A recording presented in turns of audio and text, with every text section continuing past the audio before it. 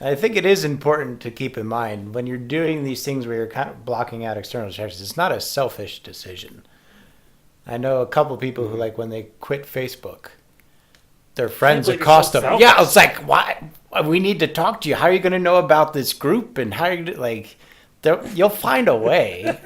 We live I've been in, guilty of that, I think. so it's, a lot of people take it as selfish, but it really isn't. For example, I think it was a Java programmer didn't like what the quote unquote company of Java. Java was like this free, interdependent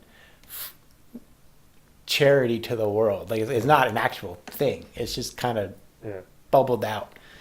And one of the original guys didn't like the way the group was heading. And he's like, all right, well, if you guys sign this bill or go ahead with this plan, whatever it was, then I'm not going to be a part of the team anymore. And they're like, okay, we're going to do it. And so, since it was a free program that he freely volunteered to, he just took the 256 lines of code that he had written Oh no, yeah, this is recent. And right? he Oh just- yeah, this is. JavaScript. I heard about that. and he just deleted it. Yeah, And JavaScript 12 of guy. those lines were for like a kernel function that like every JavaScript references. Yeah. It So, wasn't like, very broke the internet. it wasn't very important, but it was just these 12 lines that everything referenced just as like a kernel. Yeah, yeah. And so any website that had Java in it was just trash. So it's not selfish in that you're kind of blocking everyone out. It's just reminding everyone what is and isn't important. You know, they didn't think his voice was important or that he had a say in which direction the company was going. But the so tail he wags so the he dog. so he removed his voice and suddenly they realized what was important.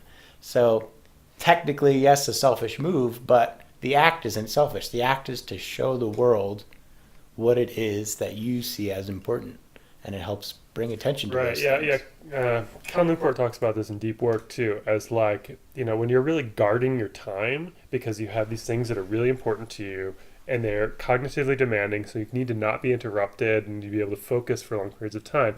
When you start really guarding your time, people will say that you're very selfish, even though you have the time for them when it's important.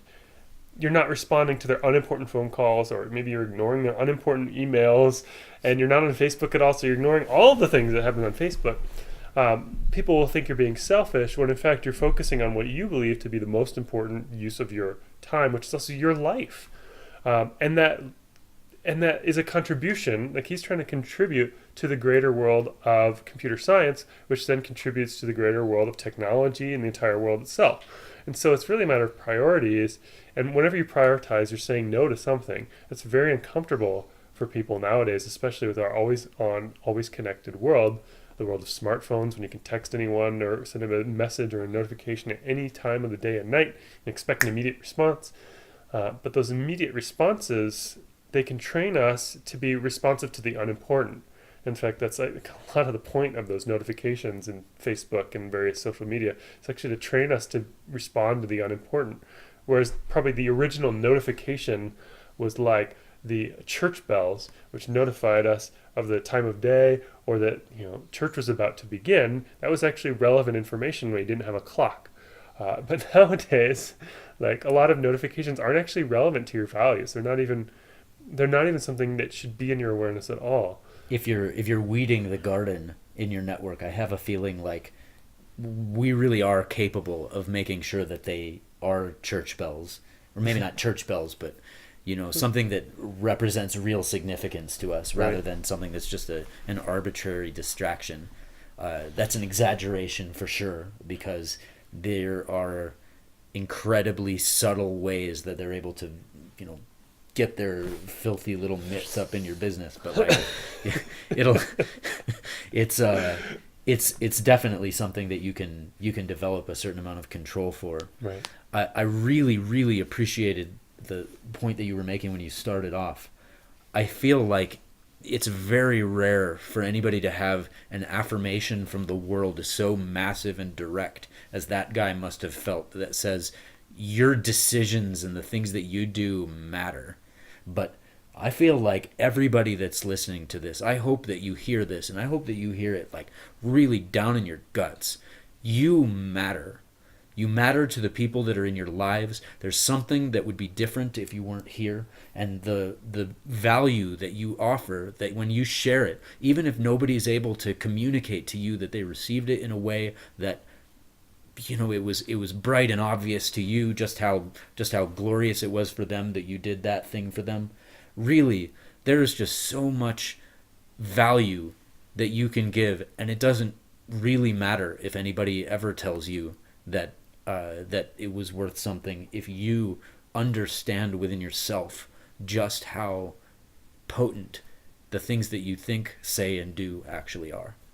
Yeah. And I think protecting your time that way is a way of expressing to the world that you matter. And that's why people get upset, because they don't want you to matter to yourself in a way. They want you to matter only as a pawn to them. And I don't think people intend that in a mean way, but it's just like, oh, you're not fulfilling my immediate instant need. How dare you?